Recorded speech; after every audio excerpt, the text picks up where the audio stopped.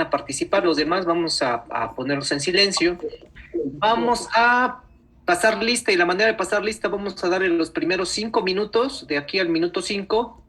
Apunten su nombre en el chat para que quede registrada la hora y que se pase tengamos una evidencia de que estuvieron en clase. Ok, ahorita ya le doy captura de pantalla a eso y ya. Bien, carguen la presentación de una vez para ir platicando sobre lo que es la inmunodeficiencia primaria. Bien. Por favor, los expositores, sí quiero su cámara prendida. Los demás pueden tenerla prendida o no, pero los expositores sí necesito que estén prendidas sus cámaras, por favor.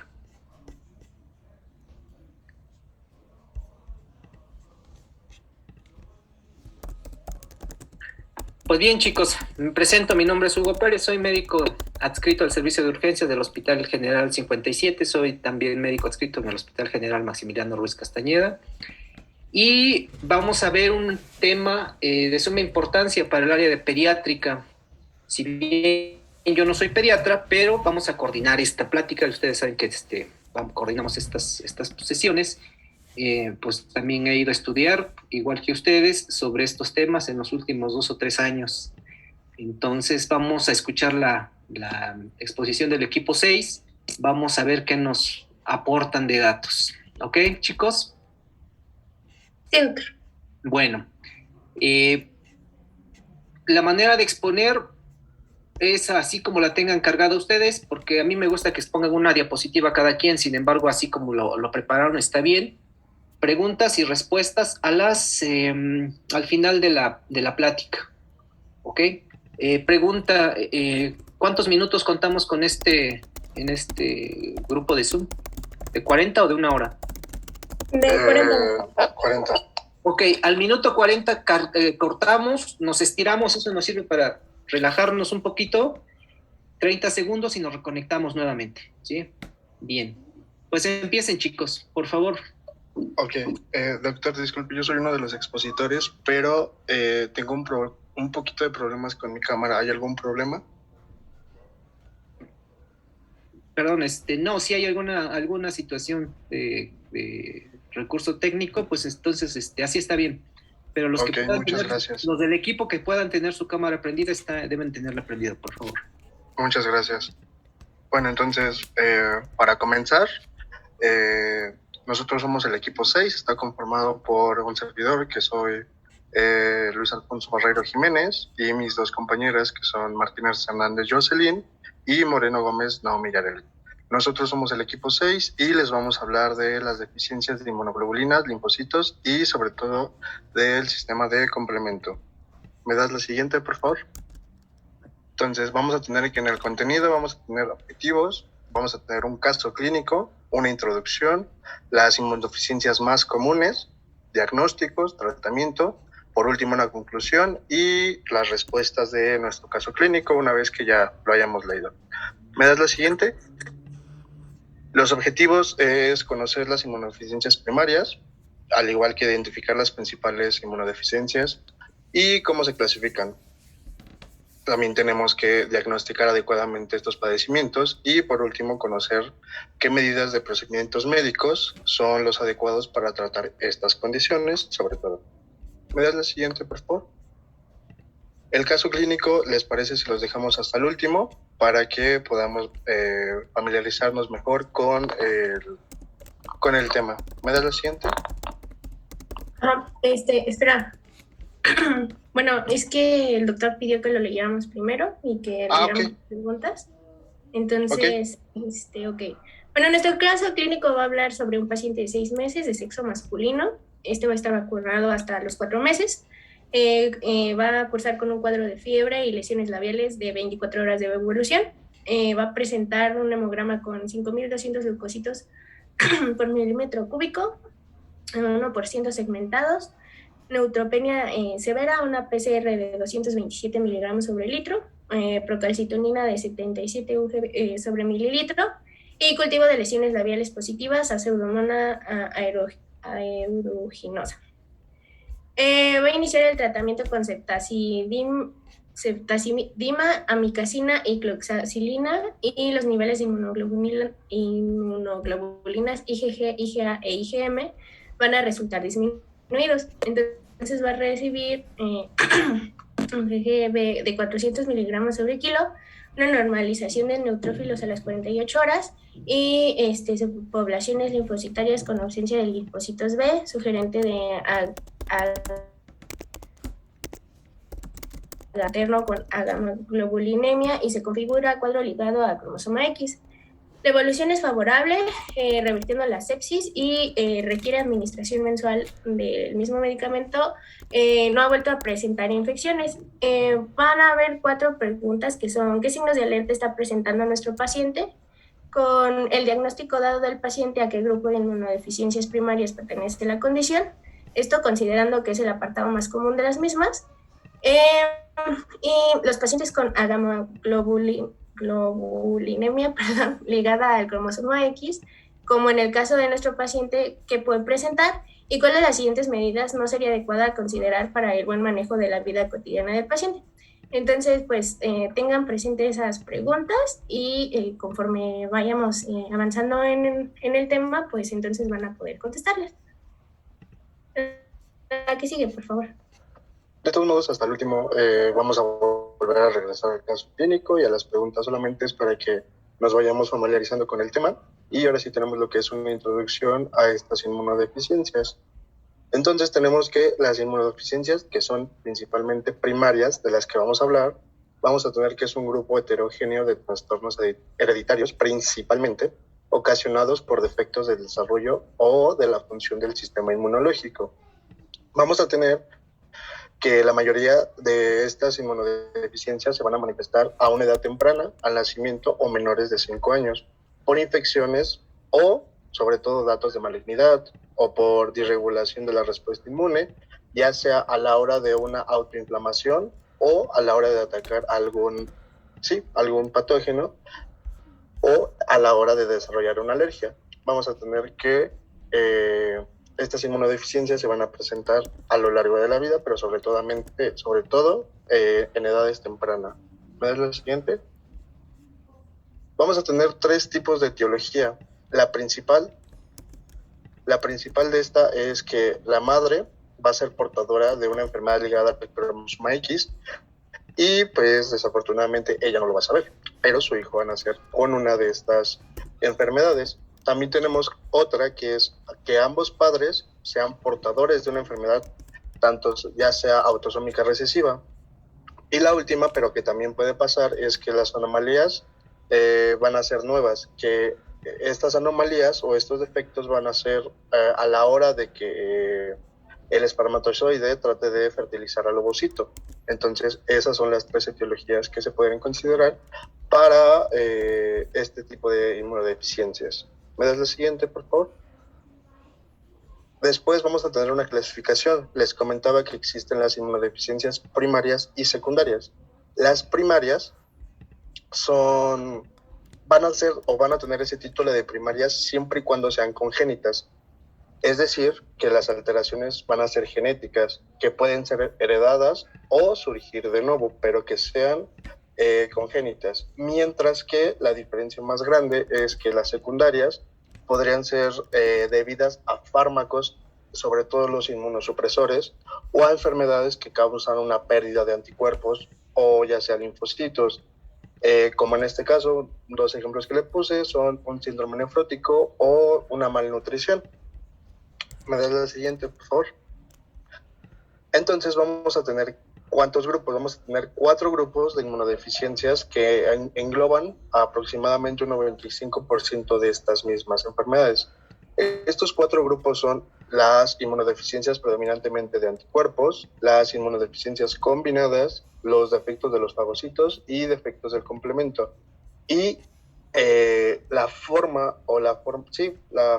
más común de saber cuál es dependiendo a la edad y dependiendo la enfermedad que esté produciéndose, como constantemente. Entonces, mientras tenemos, por ejemplo, en defectos de la cascada del complemento, vamos a tener que las infecciones van a ser por piógenes y meningitis junto con sepsis. Esta va a ser una enfermedad, o van a ser enfermedades que se van a presentar a cualquier edad y los gérmenes van a estar encapsulados, sobre todo. Es un ejemplo, mis compañeras y yo un poquito más adelante le vamos a hablar específicamente de cada uno, pero es por no dejar de mencionar algo. ¿Me regalas la siguiente? Vamos a tener diferentes signos de alerta de las inmunodeficiencias primarias, exactamente van a ser 10, que es un resumen para que nos demos cuenta que para detectar a una persona que tiene alguna de estas inmunodeficiencias es porque esta persona se va a estar enfermando constantemente de una misma enfermedad. El primero es 4 o más otitis en un año, 2 o más sinusitis en un año, 2 o más neumonías en un año. Vamos a tener que también existen personas que desarrollan abscesos recurrentes en órganos o cutáneos profundos. Vamos a tener personas que van a tener aftas persistentes en la boca o una candidiasis después del año de vida. Vamos a tener que van a ser 2 o más infecciones profundas, incluyendo la sepsis, 2 o más meses tomando antibiótico con escasos resultados y las últimas 3 son muy importantes ya que la necesidad de uso de antibióticos intravenosos para resolver las infecciones, dependiendo de quiénes sean, y la dificultad para crecer y ganar peso normalmente, lo cual esta es muy importante porque nos podría traer otras enfermedades que nos podría complicar aún más el diagnóstico. Y por último tenemos los antecedentes familiares, si estas personas tienen algún familiar directo que hayan cursado o tengan una inmunodeficiencia. Estos son los signos principales de alerta para detectar a una persona paciente que pueda o no tener una de estas enfermedades. ¿Me das la siguiente? Las inmunodeficiencias más comunes, y vamos a empezar por lo que es el sistema de complemento. Como sabemos, el complemento nos ayuda a una actividad antiinfecciosa.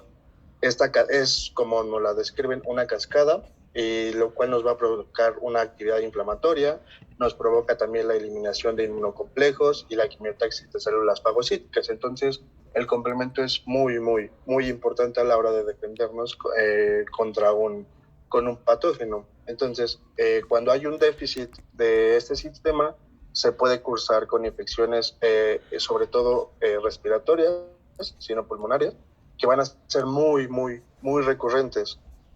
También vamos a tener que los que nos van a atacar, van a atacar a estas personas van a ser los gérmenes encapsulados y de forma característica va a ser las bacterias Neisseria.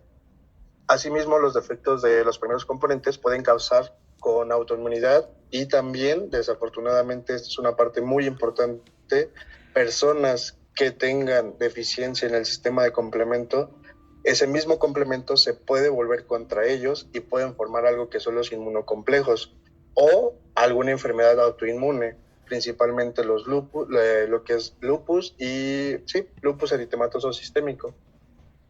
¿Me das la siguiente, por favor? Entonces, en este caso, vamos a tener, tenemos que valorar 2 cosas. En el tipo 1 vamos a tener que van a ser infecciones graves como bacteremia, también meningitis e infecciones sistémicas por gérmenes encapsulados. Vamos a tener, como ya les había mencionado, las infecciones respiratorias muy, muy, muy seguidas. Y por otro lado, vamos a tener a personas que desarrollan algo que es el angioedema, edema laringio y dolor abdominal recurrente. Esas son las 2 formas clínicas en las cuales una persona con deficiencia en el sistema de complemento nos puede llegar a nuestro consultorio. Una es enfermándose constantemente de ese tipo de enfermedades y otra es con el angioedema y que esté edematizándose por todos lados. Después vamos a tener que hay diferentes estudios que tenemos que realizar, por ejemplo un hemograma, la cuantificación de inmunoglobulinas IgG, IgA, IgM y la subclase IgG.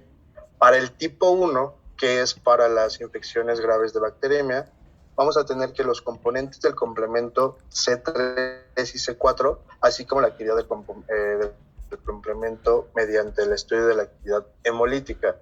Principalmente esos son las partes del complemento que faltan, lo que es C3 y C4. Y también tenemos lo que pasa en el otro caso, que es en el tipo 2, que son los componentes del complemento.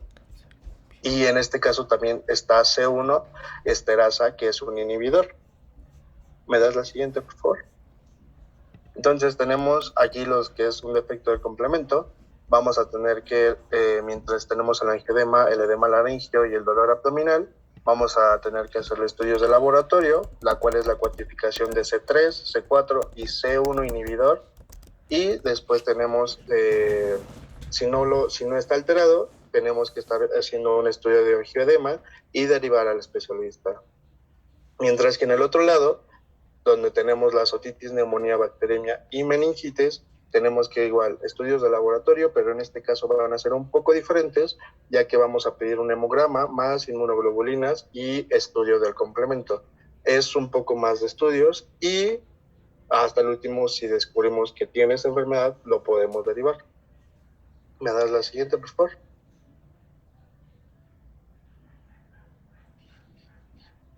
Ok, perdón si mi voz está, pero estoy enferma. En cuanto a las inmunodeficiencias predominantes de anticuerpos, vamos a tener que estas van a ser del 50 al 60% de las inmunodeficiencias primarias, principalmente, y van a ser pacientes que van a cursar con una reducción grave de todos los isotipos de inmunoglobulinas séricas y pueden presentar ausencia de linfocitos o en otros casos solamente van a presentar deficiencia de las inmunoglobulinas y una producción específica de anticuerpos con cifras de inmunoglobulinas séricas.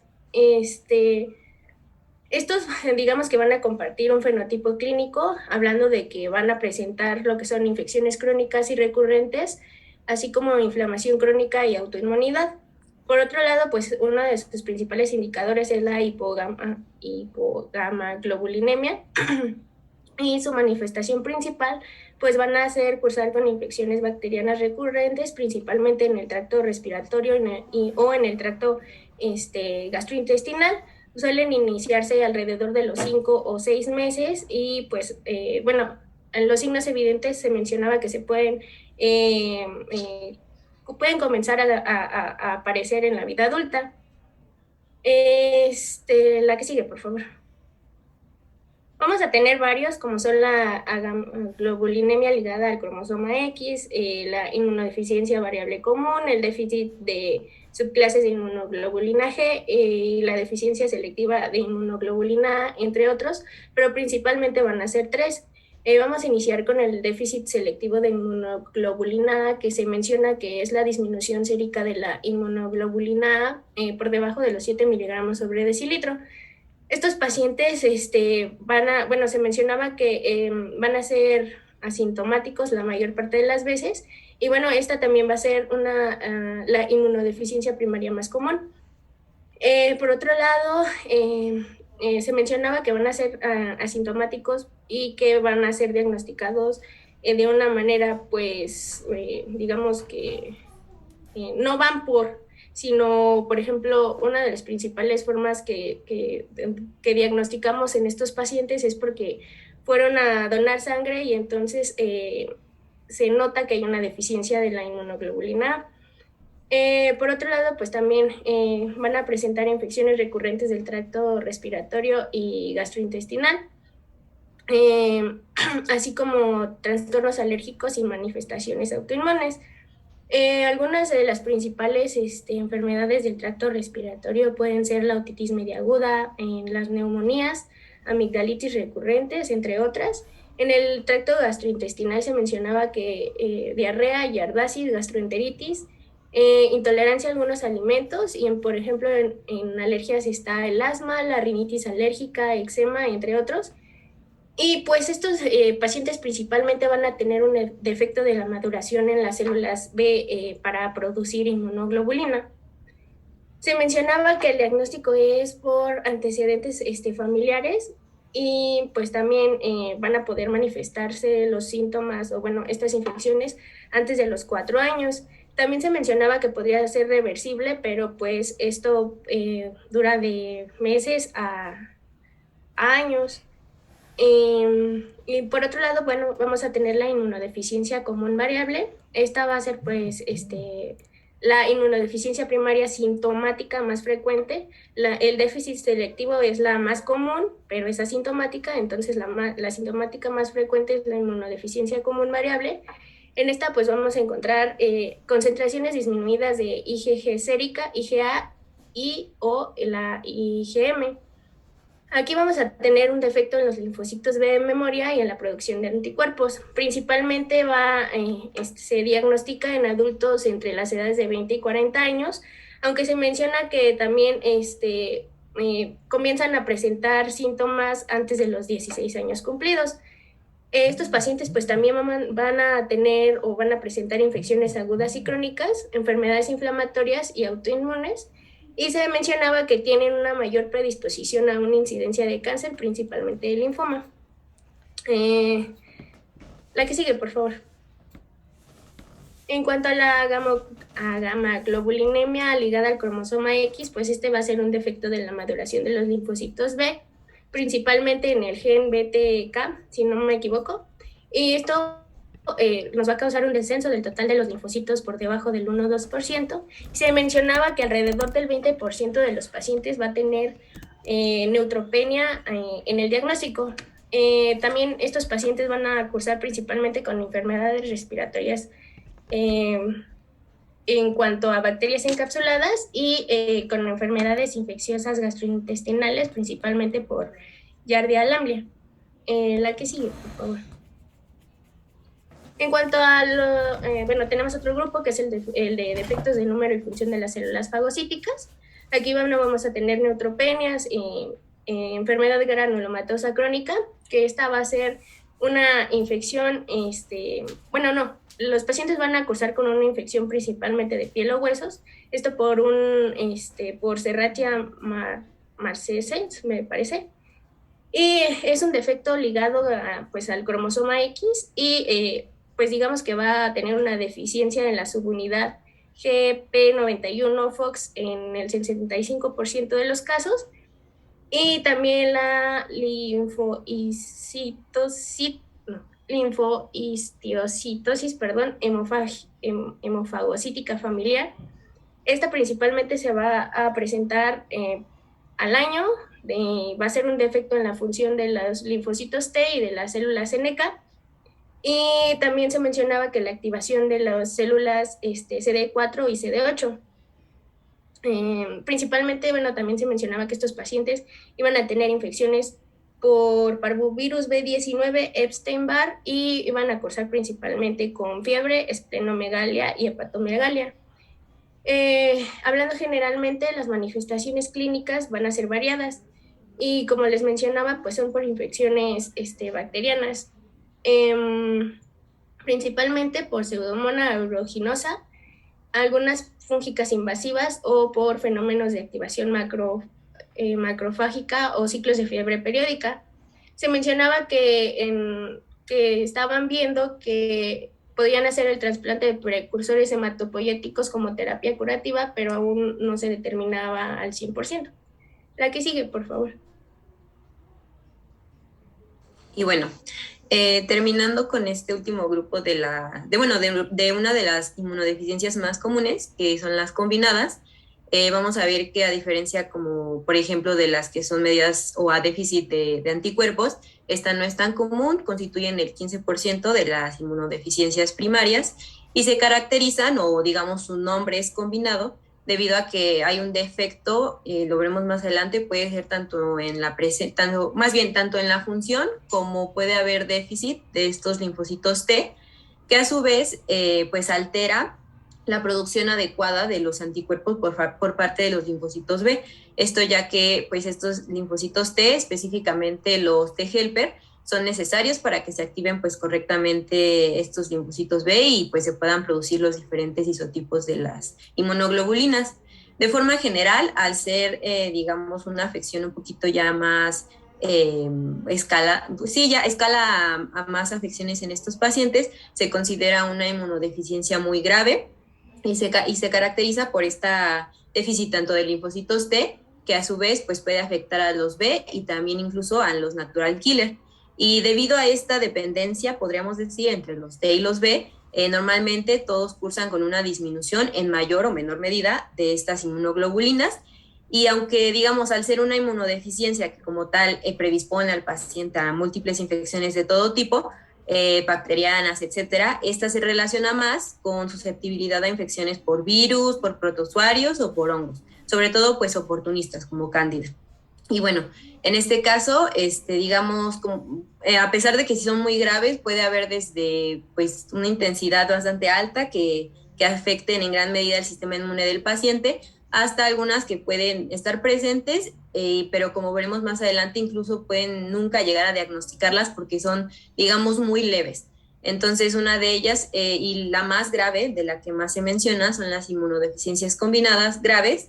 Luego tenemos al síndrome de Omenn, que pues hay que mencionar que estas dos primeras, sobre todo, bueno, se menciona que se pueden hacer cribados neonatales para poder pues detectarlas de forma, pues entre comillas, rutinaria, con estos cribados, detectando algunos componentes de receptores de linfocitos T. Sin embargo, pues a lo mejor no es tan común o no es tan fácil y tan barato que se puedan adquirir, ¿no?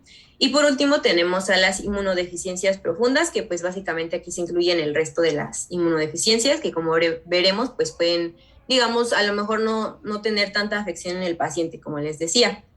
Y bueno, continuando con específicamente las combinadas graves, en este caso, pues se caracteriza porque puede haber pérdida tanto de los linfocitos T, que es pues lo principal que les estoy mencionando, aunque también puede verse involucrada la deficiencia total, parcial o en su función de los linfocitos B. Entonces, en este caso, al, digamos, estar disminuidos estas dos células o solo las T, al estar muy, muy bajos en el conteo periférico, podemos observar un fracaso al montar alguna respuesta inmunitaria.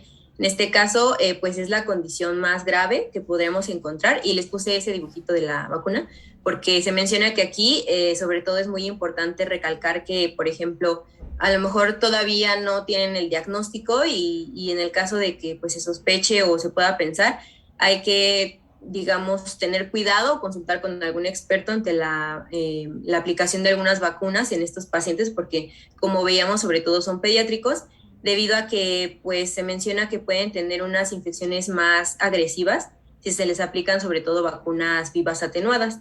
Y bueno, como veíamos, pues al ser, digamos, infecciones que pueden ser congénitas, en pacientes pediátricos se presenta con estas infecciones que son graves, respiratorias, digestivas, sepsis, lesiones cutáneas, y también, como veíamos, retraso en el crecimiento, que pues sobre todo se hace evidente en los primeros 3 meses de vida. Que por otro lado, y también, digamos, no hay que descartarlo, que se pueda llegar a presentar en pacientes tanto adolescentes como adultos, donde se pueden presentar igualmente estas continuas infecciones, signos de desregulación inmune, como vemos, como granulomas o linfoproliferación, o por ejemplo vasculitis o autoanticuerpos.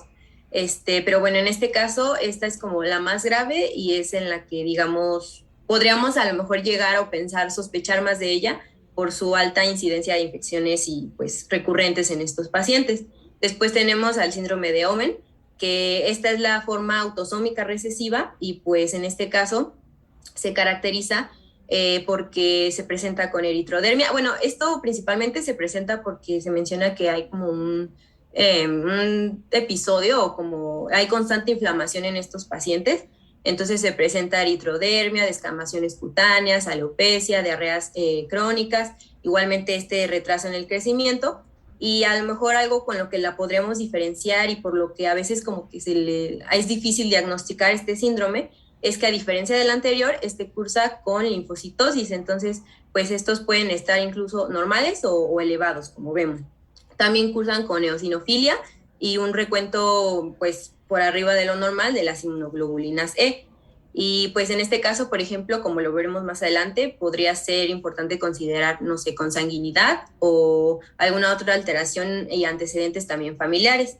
Y por último, las inmunodeficiencias combinadas profundas. Les comentaba que aquí pues engloban, digamos, los tipos, el resto de todos estos tipos que nos incluyen aquí. Se menciona que pues es una condición que podría ser menos grave, ya que en este caso se engloban alteraciones donde hay una reducción, pero es incompleta, tanto del número como de la actividad de los linfocitos T. Entonces, al no ser, digamos, total, los pacientes aún cuentan con capacidad de respuesta a estos agentes infecciosos, entonces pues no es tan agravante, ¿no?, como la primera. En este caso, a pesar de que sí continúan con esta capacidad de responder a algunos agentes infecciosos, se asocian con desregulaciones inmunes como autoinmunidad, enfermedades inflamatorias y la producción excesiva de estas IgE.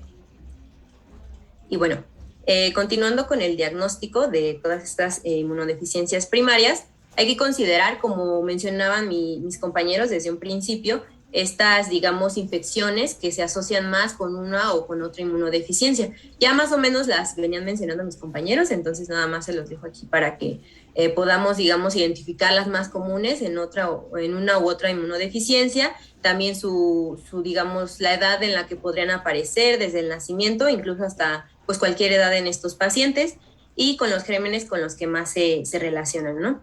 Y también considerar, sobre todo, que a lo mejor es lo que más nos podría hacer sospechar en esto, en las inmunodeficiencias primarias, pues son estos signos, ¿no?, de alarma, que más que nada pues son estas múltiples infecciones, y sobre todo que se repiten y como a lo mejor hasta relacionados con la misma etiología, ¿no?, cada vez.